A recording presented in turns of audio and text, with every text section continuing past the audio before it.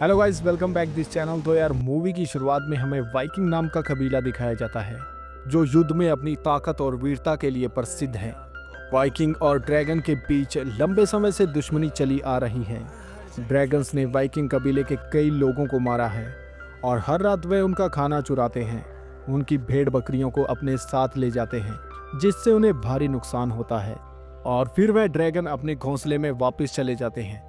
Viking कबीले का इस द्वीप पर बसने का एकमात्र मकसद ड्रैगन के घोंसले का पता लगाना और उन्हें पूरी तरह से नष्ट करना था। कबीले के पूर्वजों ने इस घोंसले को खोजने में कई वर्ष लगाए और अब यह कबीला घोंसले के काफी करीब आ चुका था। तो कहानी की शुरुआत में हमें दिखाया जाता है कि ड्रैगन्स ने कबीले पर हमला किया है, जिससे यहाँ पर भगदड़ मची हुई है। तभी हमें हिकअप नाम का एक लड़का दिखाया जाता है जो कि ड्रैगन से बचते हुए अपने बनाए हुए हथियार की ओर भाग रहा है। तभी उसके पिता, जो कि कबीले के सरदार और सबसे ताकतवर योद्धा हैं, उसकी जान बचाते हुए उसे रोकते हैं और अपने लोगों से गुस्से में कहते हैं कि इसे बाहर किसने आने दिया। और इस सरदार का नाम स्टाइक है। स्टाइक ने एक ढाल उठाई और आसमान में फेंकी, जिससे एक ड्रैगन नीचे गिर गया। फिर उन्होंने अपने आदमियों को आदेश दिया कि अगर वह नाइट फ्यूरी ड्रैगन को देखे तो तुरंत मुझे सूचित करें। इसके बाद स्टाइक ड्रैगन के खिलाफ जीवन और मृत्यु की लड़ाई में कूद पड़ता है। और हिकअप एक जोशीला लड़का था, लेकिन अपनी छोटी कदकाठी के कारण कबीले के लोग उसको कमजोर समझते थे, उसका मजाक उड़ाते थे। यहाँ तक कि उसके पिता स्टाइक भी उसे कमांतर मानते थे।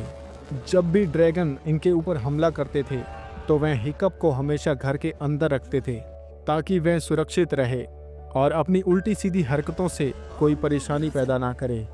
हिकअप को केवल हथियार बनाने के काम में लगाया हुआ था, लेकिन हिकअप अपने कबीले के लोगों के लिए कुछ बड़ा करना चाहता था और बाहर जाने की हमेशा जिद करता था।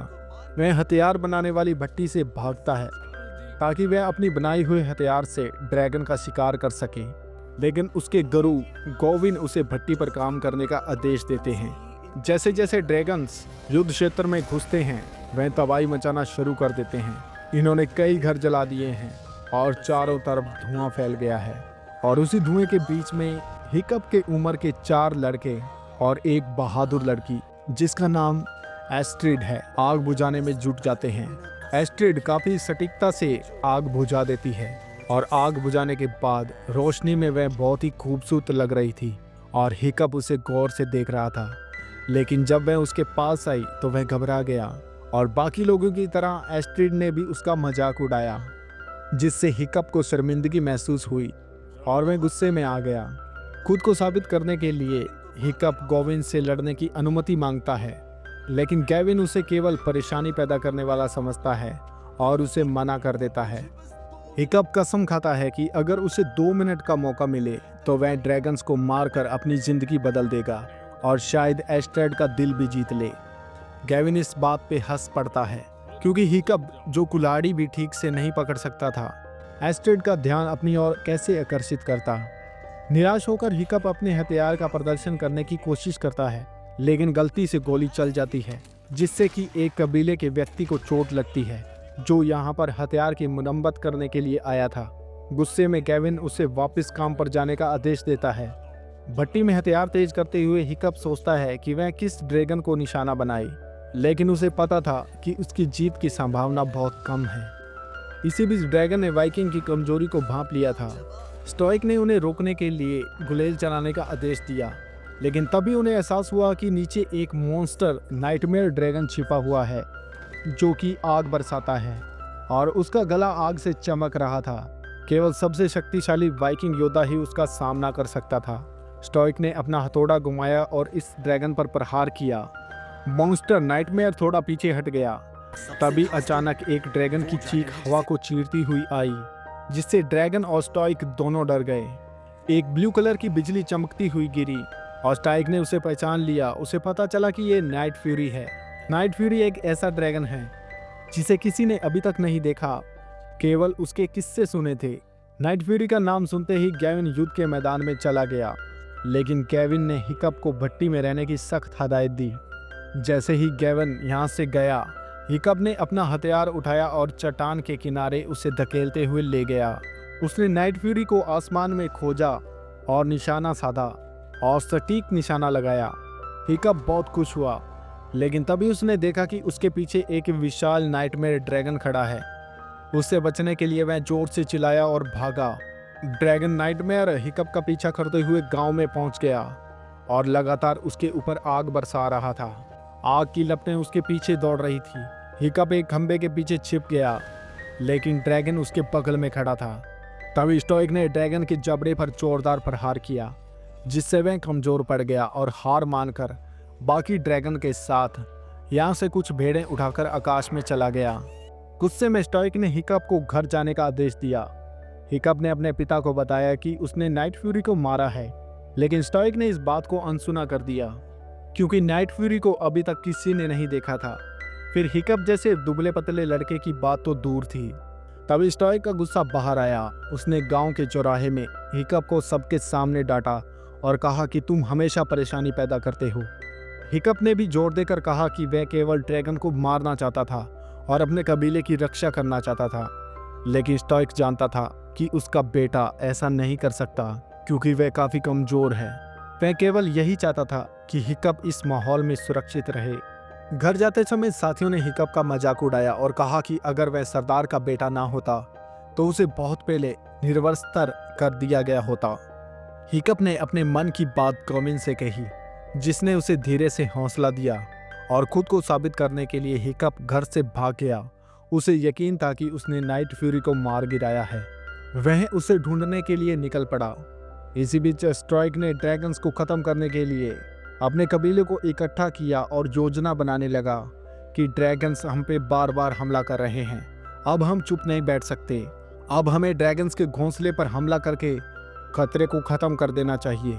स्टोइक ने अपने कबीले वालों का हौसला बढ़ाया और सभी ड्रैगन्स का घोंसला खोजने के लिए निकल पड़े।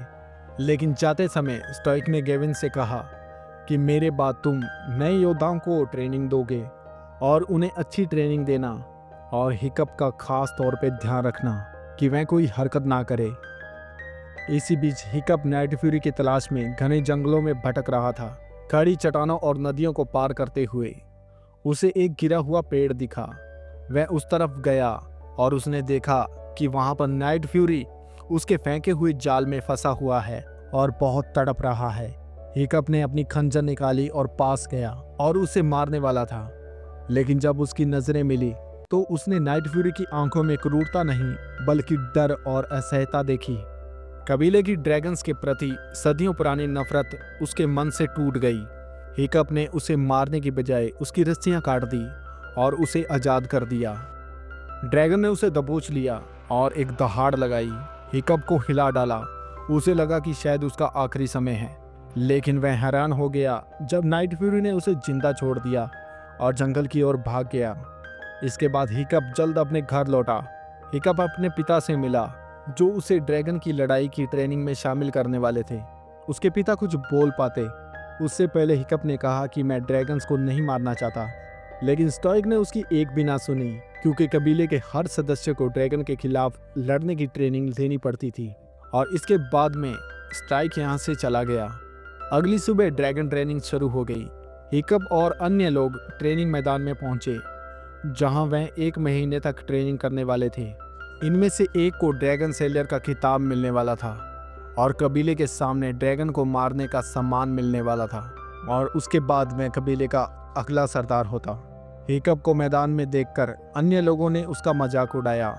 गेविन ने नियमों को समझाया और एक ग्रैकनल ड्रैगन को रिहा कर दिया। ये पहली परीक्षा अपनी रक्षा की थी। आग के गोले से टकराने वाले व्यक्ति को बाहर कर दिया जाएगा। एस्ट्रिड ने एक ढाल पकड़ी और बाकी लोग सुरक्षा की तलाश में इधर उधर भागने लगे। फेसलेस और स्कॉटल एक ढाल के लिए झगड़ने लगे और आग का गोला लगने से बाहर हो गए। गेविन ने सलाह दी कि ढालों का उपयोग ड्रैगन को शोर से भटकाने के लिए करें, और जब उसकी आग खत्म हो जाएगी तो तब वह उसके ऊपर हमला कर सकते हैं, क्योंकि ये ड्रैगन केवल 4 बार आग उगल सकता था। हिकअप ड्रैगन की आग से बचते हुए उसके पीछे चक्कर लगाने लगा और एक आग के गोले ने उसे नीचे गिरा दिया। एस्ट्रेड ने भाले से ड्रैगन का ध्यान भटकाया, जबकि हिकअप एक ढाल की ओर लुढ़कते हुए उसका ध्यान खींच लेता है। जैसे ही ड्रैगन उसका पीछा करता है वह ठोकर खा के गिर जाता है और ड्रैगन की आग उसे लगभग खत्म करने वाली थी। तभी गैविन आता है और ड्रैगन को पिंजरे में वापस खींच लेता है। उसने हिकअप को चेतावनी दी कि ड्रैगन्स हमेशा मनुष्य को खत्म करना चाहते हैं। अगले दिन हिकअप फिर से नाइट फ्यूरी के पास गया, जो कि चट्टान वाली घाटी में फंसा हुआ था और उड़ने में असमर्थ था। हिकअप वहाँ बैठकर उसकी ड्राइंग बनाने लगा। तभी उसे पता चला कि उसकी पूंछ की पंखुड़ी कटने से वह अब उड़ नहीं पा रहा। और तभी अचानक उसकी पेंसिल गिर गई तो नाइट फ्यूरी उसकी ओर तन गया और उस पर हमला करने वाला था, लेकिन किसी तरह से वह शांत हो गया। उसी रात हिकअप ने कबीले की पुरानी किताबों में ड्रैगन्स का अध्ययन करना शुरू कर दिया। किताबों में लिखा था कि नाइट फ्यूरी बहुत खतरनाक है और उसे देखते ही मार देना चाहिए, लेकिन हिकअप के मन में अब सवाल उठने लगे। और दूसरी तरफ स्टाइक अपने कबीले के लोगों के साथ समुंदर की ओर बढ़ रहा था और तभी एक ड्रैगन ने उनके ऊपर हमला कर दिया और उनकी नाव को पलट दिया। और उधर हिकअप का समूह दूसरी परीक्षा का सामना कर रहा था। इस बार उनके ऊपर डेडली नेडर हमला करने वाला था, भूल-भुलैया में चिपटे हुए। हिकअप ने गैविन से सीखा कि हर ड्रैगन का एक अंधा क्षेत्र होता है। एस्ट्रेड ने हिकअप को खतरे से बचाया और नेडर ड्रैगन को ढाल से दबा लिया। और दूसरे दिन की परीक्षा खत्म होने के बाद हिकअप फिर से घाटी में गया। उसने नाइट फ्यूरी को एक मछली दी और उसका विश्वास जीता। जब उसने उसे छूने की कोशिश की तो ड्रैगन पीछे हट गया, लेकिन हिकअप ने हार नहीं मानी और वह वहां पर बैठ के मिट्टी का चित्र बनाने लगा। और इस चित्र ने उन्हें एक दूसरे के करीब कर दिया। उनका रिश्ता मजबूत हो गया और मनुष्य और ड्रैगन के बीच एक शांत समझौता हुआ। हिकअप ने नाइट फ्यूरी का नाम टूथलेस रखा और उसके लिए एक आर्टिफिशियल पूंछ की पंखुड़ी बनाई।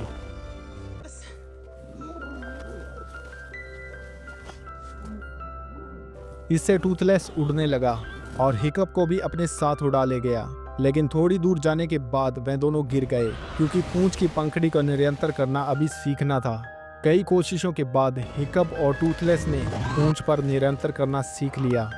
टूथलेस को मछली खिलाते समय हिकअप को पता चला कि वह एक खास तरह की मछली से बहुत डरता है और अगली परीक्षा में हिकअप ने उसी मछली का उपयोग करते हुए बाकी ड्रैगन्स को डराया और अपने साथियों का सम्मान जीता। हिकअप के साथी ये देखने के बाद काफी हैरान थे। टूथलेस के साथ हिकअप की दोस्ती ने उसे बदल दिया। उसे ड्रैगन की ऐसी आदतों की समझ लगने लगी जो अभी तक किसी कबीले वाले को समझ नहीं आई थी। नाइट फ्यूरी से उसने सब कुछ सीख लिया कि ड्रैगन किन किन चीजों से डरते हैं और क्या क्या उनकी आदतें हैं, और इसी चीज का फायदा उठाते हुए वह हर बार अपनी ट्रेनिंग में जीतने लगा था। और हिकअप ट्रेनिंग में हर बार जीत रहा था, जिससे एस्ट्रेड को उस पर शक हुआ। एक बार वह उसका पीछा करते हुए ड्रैगन की घाटी में पहुंच गई और वह टूथलेस को देखकर उसे मारने के लिए आगे बढ़ी। टूथलेस भी उसके ऊपर हमला करने वाला था, लेकिन हिकअप ने उसे रोककर बताया कि ये मेरा दोस्त है। तो एस्ट्रेड उससे काफी नाराज हो गई और हिकअप ने उसे टूथलेस की सवारी कराई, जिससे वह मान गई।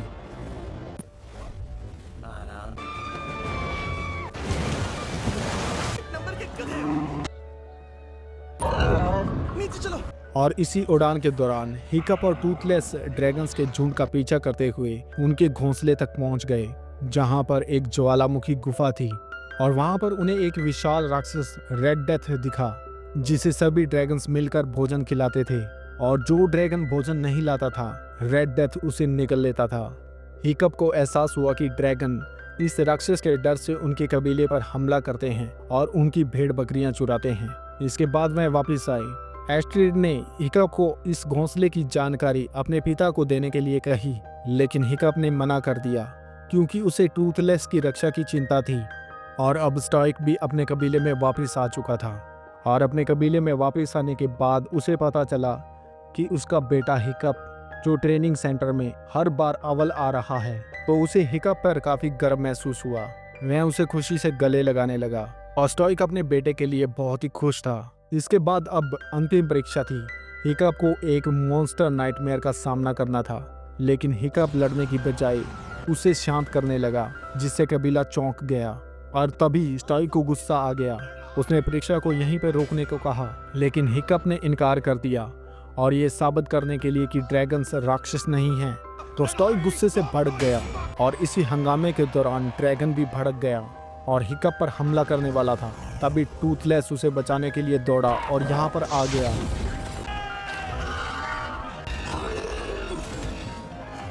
और उसके यहाँ आने से सब कुछ उलट पुलट हो गया। स्टोइक ने टूथलेस को पकड़ लिया। हिकअप ने अपने पिता को ड्रैगन के घोंसले की जानकारी दी और कहा कि तुम बदले में टूथलेस को छोड़ दो, लेकिन स्टोइक ने उसकी एक भी ना सुनी। ड्रैगन के घोंसले की जानकारी मिलते ही स्टोइक ने अपने कबीले के साथ घोंसले को नष्ट करने के लिए अच्छी प्लानिंग की और यहाँ से निकल पड़े। हालांकि हिकअप उन्हें वार्निंग देता रहा कि उससे मुकाबला करना बहुत मुश्किल है, लेकिन स्टोइक अपनी जिद पे अड़ा रहा। उसने टूथलेस को रास्ता दिखाने के लिए जंजीरों में जकड़ लिया, पर कबीले वाले लोगों को ये नहीं पता था कि उनका सामना किससे होने वाला है। और फिर हिकअप वाइकिंग के आदेशों को ठुकराते हुए एस्ट्रेड और अपने साथियों को टूथलेस को बचाने के लिए इकट्ठा किया। उन्होंने अपने ट्रेनिंग सेंटर से ड्रैगन लिए। हिकअप ने अपने दोस्तों को बताया कि इन्हें कैसे हैंडल करना है और फिर उन्होंने ड्रैगन्स के घोंसले की ओर उड़ान भरी। और वहाँ स्टोइक के कबीले का सामना रेड डेथ से हुआ, जो उन पे काफी भारी पड़ रहा था। स्टोइक के लोगों को पीछे हटना पड़ रहा था। हिकअप अपने साथियों के साथ यहाँ पर पहुंचा। हिकअप की टीम ने रणनीतिक रूप से लड़ाई लड़ी। हिकअप की हिम्मत देखकर स्टोइक ने टूथलेस को छोड़ दिया। हिकअप और उसके साथियों ने रेड डेथ से डटकर मुकाबला किया और कई बार मरते मरते बचे।